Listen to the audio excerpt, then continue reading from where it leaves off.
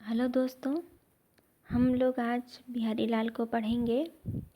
आपको पता होगा कि कक्षा 10 में भक्ति और नीति पद के दोहे बिहारी लाल के हैं और बिहारी लाल ने एक ही ग्रंथ की रचना की है, बिहारी सतसई।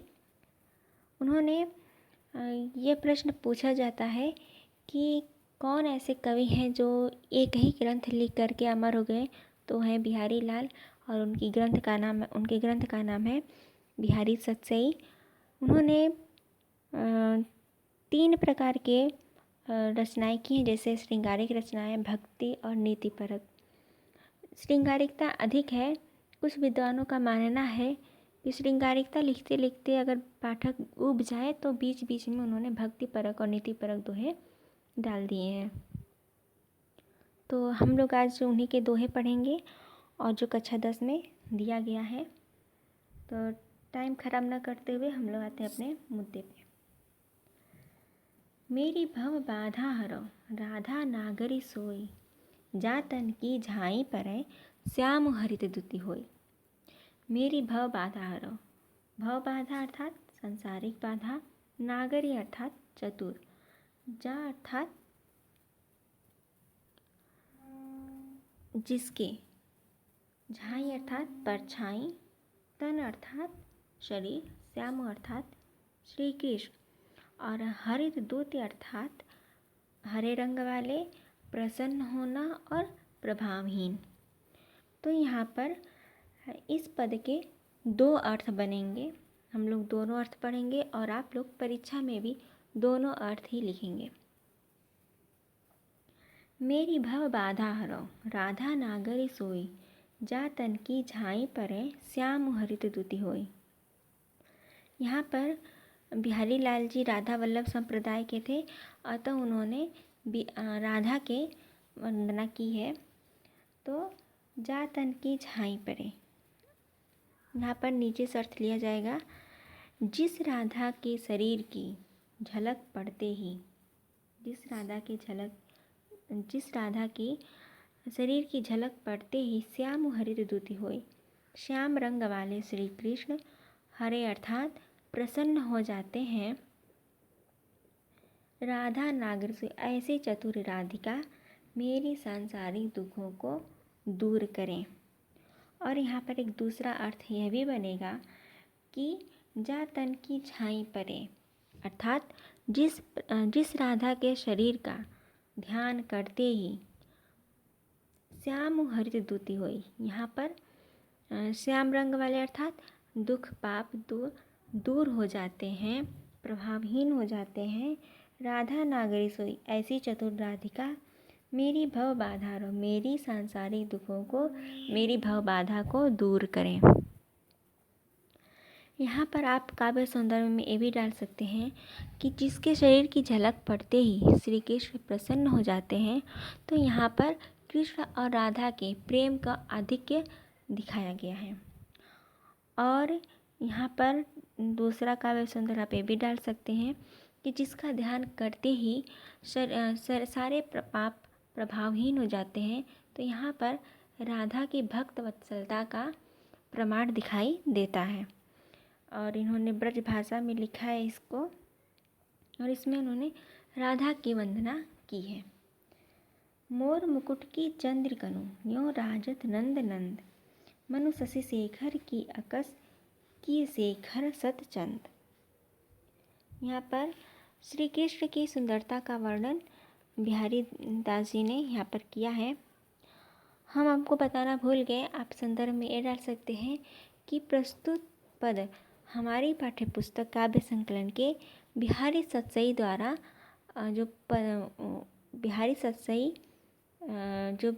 बिहारी द्वारा रचित बिहारी सतसई से उद्धृत है।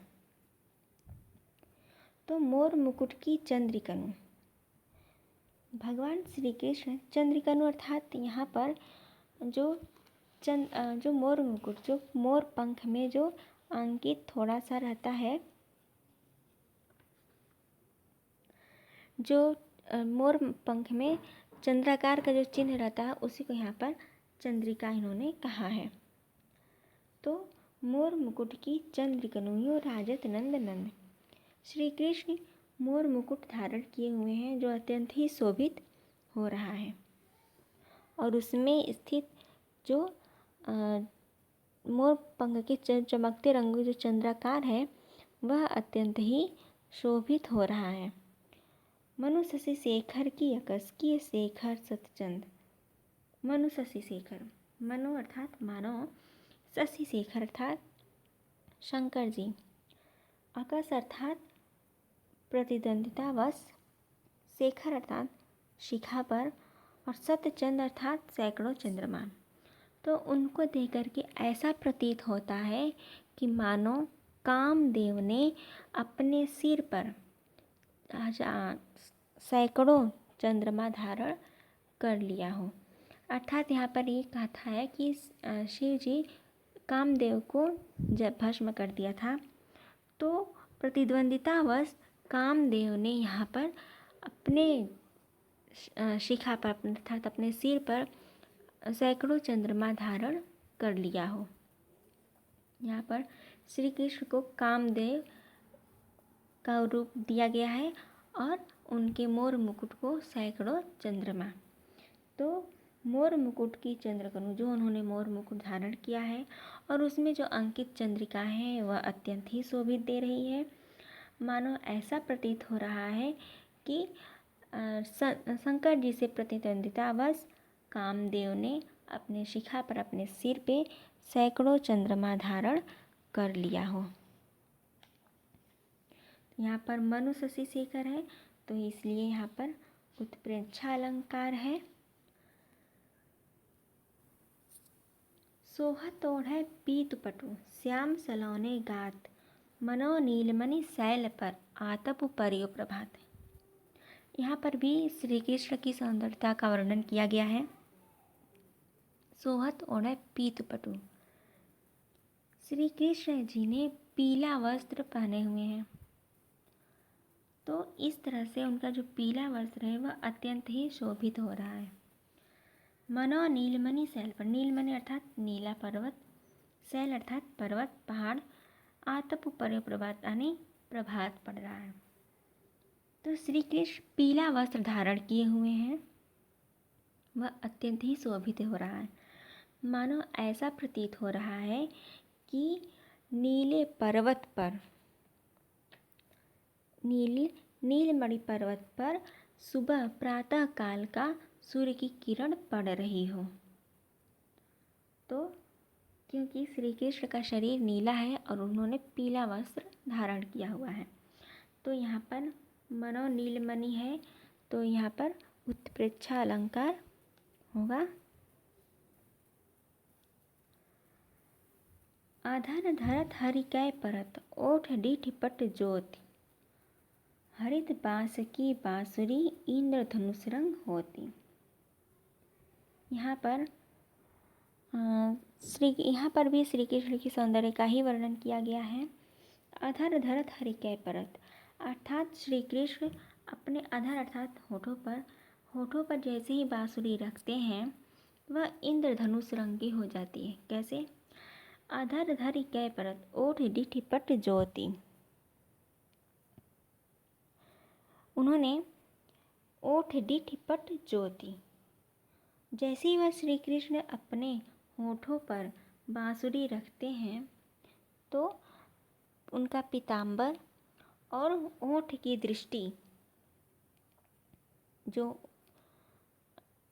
होठ की दृष्टि लाल है और दीठ अर्थात दृष्टि की ज्योति नीली और पीताम्बर पट अर्थात पीताम्बर उनका पीला है और उस पर से जब हरे रंग की बांसुरी रखते हैं तो वह इंद्रधनुष के समान रंग बिरंगी हो जाती है।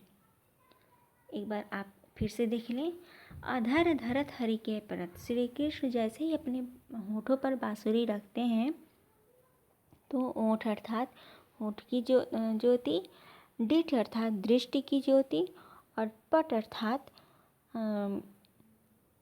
पीताम्बर की ज्योति पीली, और जब वो हरे बांस की बांसुरी रखते हैं तो उसकी परछाई पड़कर वह इंद्रधनुष के रंग की रंग बिरंगी यानी सतरंगी हो जाती है।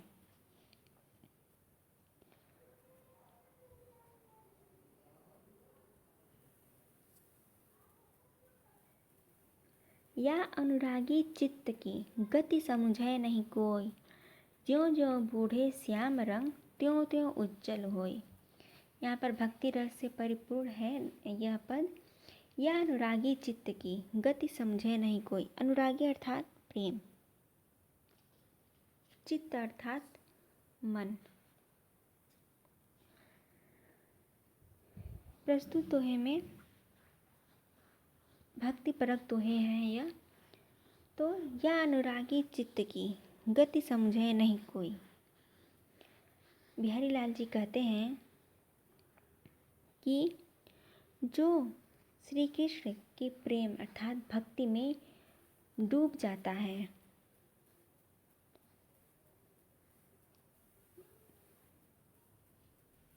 यह अनुरागी चित्त की गति समझे नहीं कोई, अर्थात जो श्री कृष्ण की गति को नहीं जान सकता, जो श्री कृष्ण की भक्ति को नहीं जान सकता,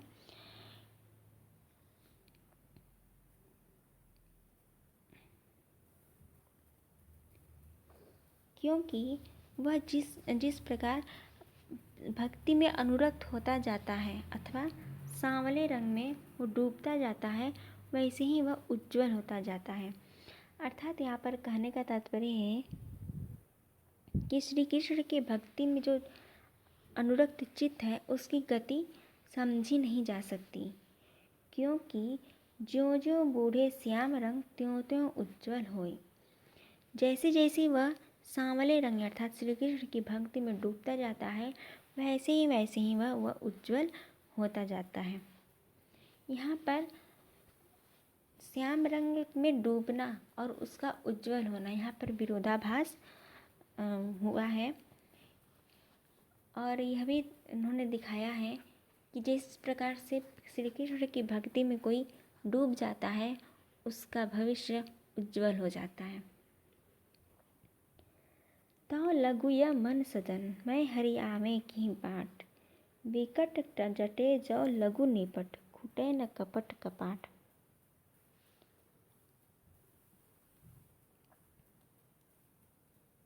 मन सदन अर्थात जो मन रूपी मेरा घर है, अर्थात मेरा मन। बाट अर्थात रास्ता। विकट जटे अर्थात दृढ़ता से बंद किया हुआ। जौ लघु अर्थात जब तक। निपट अर्थात अत्यंत। खुटे अर्थात खुले। कपट कपाट अर्थात कपाट रूपी किवाड़।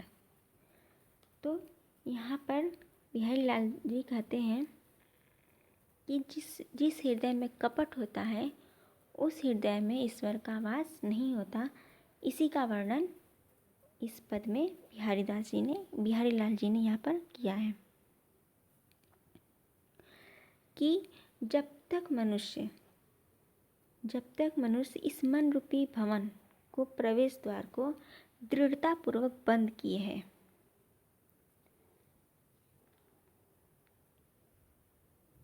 अर्थात जिस हृदय में छल कपट हो, वह यह नहीं चाहता कि मेरे अंदर ईश्वर का वास हो, वह जानबूझ करके या दृढ़ता पूर्वक बंद किया हो, तो उस रास्ते से यानी उस हृदय में ईश्वर का वास कैसे हो सकता है। विकट जटे जौ लघु निपट खुटे न कपट कपाट। अर्थात जो मन रूपी सदन में जो दृढ़ता पूर्वक बंद किया हो, जो कपाट रूपी जो किवाड़ है वो बंद किया हो, अर्थात वह अपने हृदय में छल कपट का वास रखा हो, उसके हृदय में छल कपट हो, तो वह उस मन रूपी सदन में, उस हृदय में ईश्वर का वास कैसे हो सकता है। उस हृदय में ईश्वर किस रास्ते से प्रवेश करेगा, अर्थात यहाँ पर ईश्वर वास नहीं करेगा। तो यहाँ पर ये कहा गया है कि ईश्वर का वास होने के लिए छल कपट से दूर होना जरूरी है, तभी उस हृदय में ईश्वर का वास हो सकता है। जगत जनायो जिहि सकलु सो हरि जान्यो नाही। ज्यों आँखनु सब देखिए आँखिन देखी जाई। यहाँ पर बिहारी लाल जी कहते हैं कि जो आँखें होती हैं बस उससे तो संसार पूरा देख लेता है, परंतु आँखें खुद अपने आप को नहीं देख पाती हैं। इसी का वर्णन बिहारी जी ने किया है। जगतु जनायो जिहि सकलु, जगत अर्थात संसार, जनायो अर्थात उत्पन्न करना, सकल अर्थात पूरा मतलब सकल अर्थात जैसे सारा। हरि जानने होना है। बिहारी दास जी कहते हैं कि जिस परमात्मा ने इस संसार को उत्पन्न किया सो हरि जानने होना ही। हम उसी परमात्मा को, उसी ईश्वर को नहीं जान पाते हैं, ठीक तरह से नहीं जान पाते हैं। उसी तरह से जिस प्रकार से जो आँखें सब देखो, जिस आँखों से हम सब कुछ देखते हैं, आँखें देखी जाए, परंतु आँख अपने आप को स्वयं को नहीं देख पाती है। बिहारी यही कहते हैं कि जिस आँखों से हम पूरा संसार देखते हैं, परंतु उस आँखों को हम अपनी आँख नहीं देख पाते हैं, उसी तरह से हम परमात्मा ने संसार को पैदा किया है, उत्पन्न किया है, परंतु हम उसी परमात्मा, उसी ईश्वर को ठीक तरह से नहीं जान पाते हैं।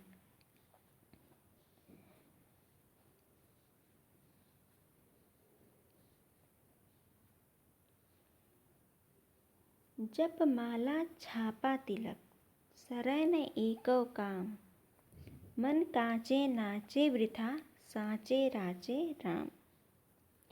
यहाँ पर बिहारी लाल जी ने बाह्य आडंबर को विरोध किया है। इसी का वर्णन इस पद में उन्होंने किया है। जप माला छापा तिलक, जप अर्थात जप करना, माला अर्थात माला फेरना, छापा अर्थात चंदन का लेप लगाना,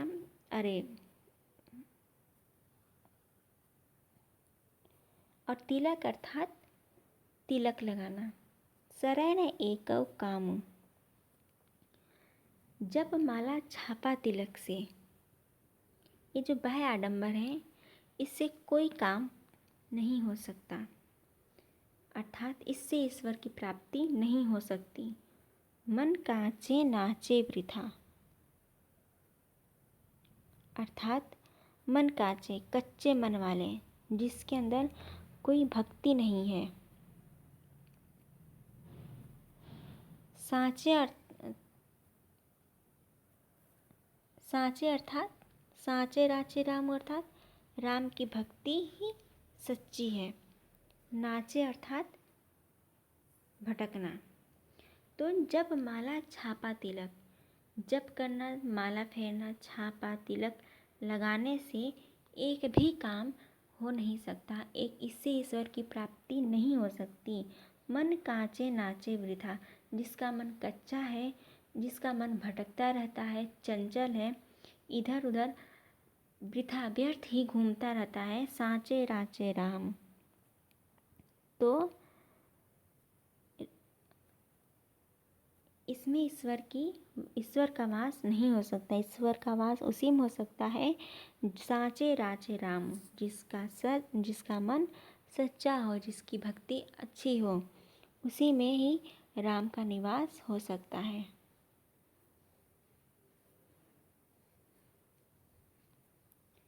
और साँचे राचे राम अर्थात राम तो सच्चे मन वाले भक्ति से ही प्रसन्न हो सकते हैं। एक बार फिर से देख लीजिए। जप माला छापा तिलक, जप करना, माला फेरना, तिलक लगाने आदि से ईश्वर की प्राप्ति नहीं हो सकती। जिसका मन कच्चा है, व्यर्थ ही नाचता रहता है, भटकता रहता है, उससे ईश्वर की प्राप्ति नहीं हो सकती। साँचे राचे राम अर्थात राम उसी से प्रसन्न हो सकते हैं जिसकी भक्ति सच्ची हो, जिसकी भक्ति सच्ची हो, अच्छी हो, जिसका मन साफ हो, उसी में श्री राम का वास हो सकता है।